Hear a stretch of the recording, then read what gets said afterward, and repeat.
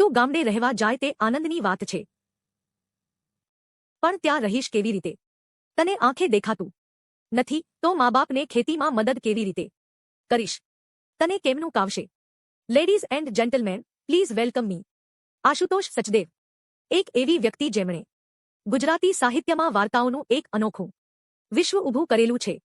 આજે તેમના વાર્તા સંગ્રહ ઝાકળમાં કોરું આકાશના વિમોચન પ્રસંગે પહેલા તેમના જ મુખેથી એવી કોઈ સરસ વાત કે વાર્તા સાંભળીએ જે આજની સાંજને વધારે સંવેદનાસભર અને લાગણીસભર બનાવી દે.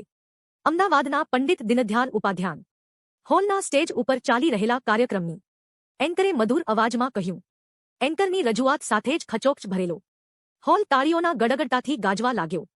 આશુતોષ સચદેવ પોતાની ખુરશીમાંથી ઊભા થયા. તેમણે તમામને વંદન કર્યા અને બોલવાની શરૂઆત કરી.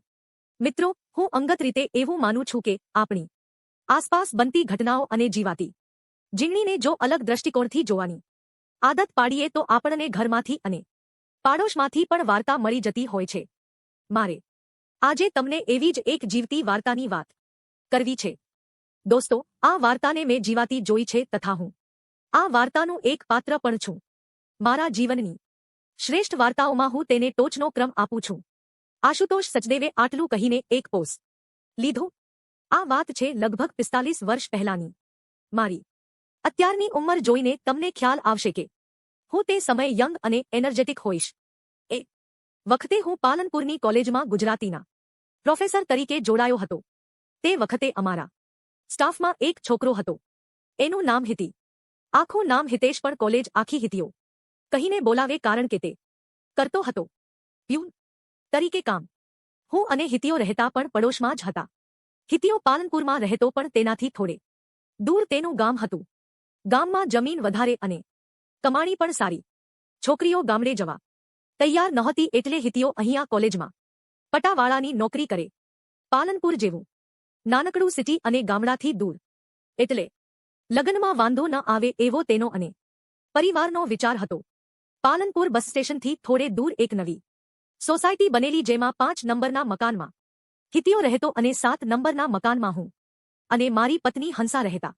હિતીઓ આખો દિવસ કોલેજમાં મદદ કરે અને સાંજે હંસાને કંઈક કામ હોય તો પણ મદદ કરે. અમારી વચ્ચે ઉંમરનો થોડો તફાવત અને પોઝિશનનો પણ તફાવત છતાં મિત્રતા થઈ ગઈ હતી. હું અને હંસા પાલનપુરમાં સેટ થઈ ગયા હતા. આ દરમિયાન લગભગ 4 વર્ષ પસાર થયા અને એક દિવસ સાંજે અમે ચા પીવા બેઠા હતા. ત્યાં જ હિતીઓ આવ્યો.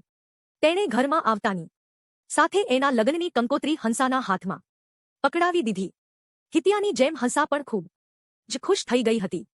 પાલનપુર પાસે ડીસા નામનું ગામ ગણો કે નગર ગણો પણ ત્યાંની છોકરી હતી. તેની સાથે હિતિયાનું ગોઠવાઈ ગયું. દિવાળી બાદ લગ્ન લેવાયા અને હિતિયો એની પત્ની ભાર્ગવીને લઈને પાલનપુર આવી ગયો. અમારા બંનેનું લગ્નજીવન સમાંતર ચાલતું હતું. હિતિયાના લગ્નના લગભગ 2 વર્ષ પછી એક વિસ ભાર્ગવી અમારા ઘરે આવી. તેણે હંસાને કહ્યું કે તેને મોઢા ઉપર બળતરા થઈ રહી છે. હંસા તેને ડોક્ટર પાસે લઈ ગઈ પણ ખાસ કંઈ જણાયું નહીં. તેને એકાદ પાવડર અને 2 વા લખી દીધી. ભાર્ગવીને કોઈ અસર થઈ નહીં.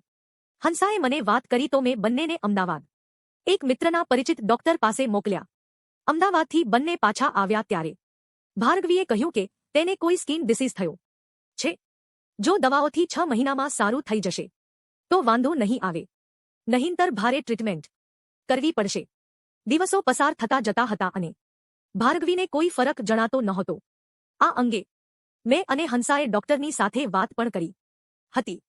અમે રૂબરૂ અમદાવાદ જઈ આવ્યા તો જાણ્યું કે ભાર્ગવીને કોઈ જેનેટિક તકલીફ છે અને તેના કારણે સ્કિન ખરાબ થઈ રહી છે. લગભગ 2-3 વર્ષમાં તેના ચહેરા ઉપર કાળાશ આવી જશે.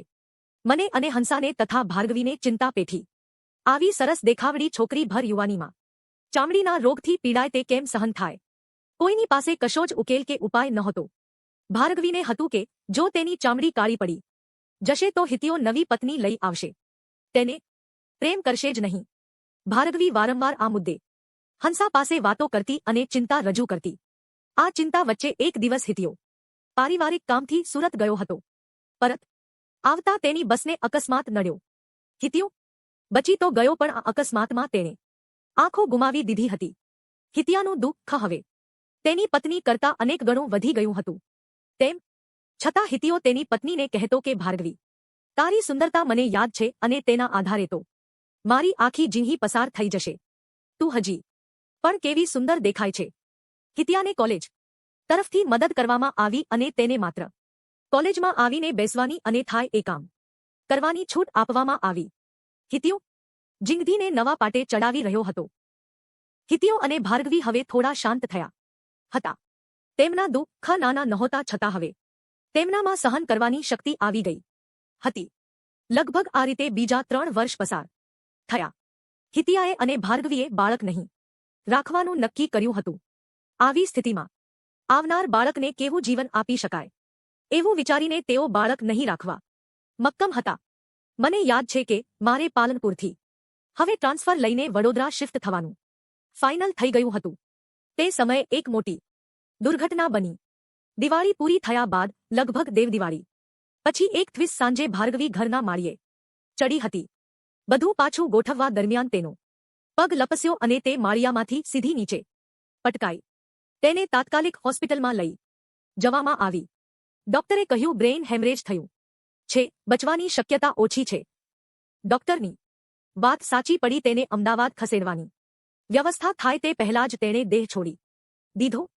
હિતિયા ઉપર તો દુઃખનો નવો ડુંગર તૂટી પડ્યો. હું અને હંસા પણ ખૂબ જ દુઃખી થઈ ગયા. મારા નાના ભાઈ જેવા હિતિયાના જીવનની આવી કરુણાંતિકાએ તો અમને હચમચાવી દીધા હતા. મારી તમામ સંવેદનાઓ ધ્રુજી ગઈ હતી. હિતિયો શાંત હતો. તેણે ભાર્ગવીની તમામ ક્રિયાઓ પૂરી કરી. ભાર્ગવીના મૃત્યુને લગભગ મહિનો થઈ ગયો અને બધી જ લૌકિક ક્રિયાઓ પૂરી થઈ ગઈ હતી. જાન્યુઆરીથી હું અને હંસા વડોદરા જવા માટે તૈયારીઓ કરવા લાગ્યા હતા. અમારું પેકિંગનું કામ ચાલતું હતું ત્યારે એક સાંજે હિતિયો અમારા ઘરે આવ્યો. તેણે હંસાની પાસે ચા માગી અને અમારા ઘરના વરંડામાં આવેલા હિંચકા ઉપર ગોઠવાયો. મને લાગ્યું કે હિતિયાએ આટલી સરળતાથી હિંચકો કેવી રીતે જોયો અથવા તો તેની ઉપર કેવી રીતે ગોઠવાઈ ગયો. હિંચકો લાવ્યાને હજી તો 6 મહિના જ થયા હતા. મને પછી એમ થયું કે હશે કદાચ આંતરે વિશે આવતો હશે એટલે એના મગજમાં આ બધું સેટ થઈ ગયું હશે. હું તેની બાજુમાં ગોઠવાયો ત્યાં જ હંસા પાણી લઈને આવી. હિતિયાએ પાણી પીધું અને હંસા ચા લેવા અંદર ગઈ. હિતિયાએ મારી સાથે થોડી અલગ મલકની વાતો કરી અને લગભગ 10 મિનિટમાં હંસા ચા લઈને આવી. હિતિયાએ ચાની ચુસ્કી મારી અને કહ્યું, સાહેબ હવે પાલનપુર સાથેના મારા ઋણાનુબંધ પૂરા થઈ ગયા છે. હું ગામડે પાછો જાઉં છું. તમે વડોદરા જાઓ છો. તેની સાથે જ હું પણ ગામડે જતો રહીશ. માવતર જોડે રહીશ અને જીવન પસાર કરીશ. ખેતીવાડીમાં જે થાય એ કામ કરીશ. હવે અહીંયા રહેવાય એવું નથી. ભાર્ગવી ગઈ અને હવે તમે લોકો પણ જતા રહેવાના. હવે મારે કેમ અહીંયા રહેવું? હિતિયાની વાત સાંભળીને હંસાની આંખો ભરાઈ આવી. તે બોલવા જતી હતી પણ કંઈ બોલી ન શકી. મેં હિતિયાને કહ્યું કે તું ગામડે રહેવા જાય તે આનંદની વાત છે પણ ત્યાં રહીશ કેવી રીતે? તને આંખે દેખાતું નથી તો મા બાપને ખેતીમાં મદદ કેવી રીતે કરીશ? તને કેમનું કાવશે? હિતિયો ત્યારે બોલ્યો, સાહેબ મને બધું જ દેખાય છે. હંસા ભાભીના આંસુએ દેખાય છે અને તમારી ચિંતાએ દેખાય છે. ભાર્ગવીની ચિંતા પણ હજી આંખોમાં ભડકે બળે છે. મારી આંખો જતી રહી જ નથી. મને બધું જ સ્પષ્ટ દેખાય છે. હું તો અંધ હોવાનું નાટક કરતો હતો.